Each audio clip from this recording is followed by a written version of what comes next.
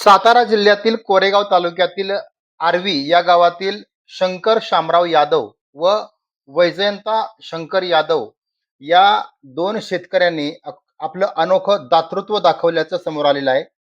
विशेष म्हणजे शंकर यादव हे आणि वैजयंत यादव हे आर्वी गावामध्ये शेती करतात आणि यांनी पंढरपूर येथील मठासाठी 1,00,000 रुपयाची रोख देणगी या ठिकाणी त्यांनी दिलेली आहे.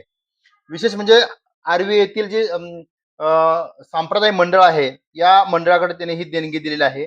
आणि ह्या विशेष म्हणजे एका सर्वसामान्य शेतकऱ्यांना आपले कष्टाचे मिळालेले 1,00,000 रुपये हे त्यांनी आपल्या या भक्तांच्यासाठी पंढरपूरला जे आर्वी गावातील जे भक्त जातात, या सर्व भक्तांच्यासाठी मठ व्हावा यासाठी पंढरपूर इथं मठ व्हावा यासाठी ही त्याने 1,00,000 रुपयाची रोख देणगी दिलेली आहे.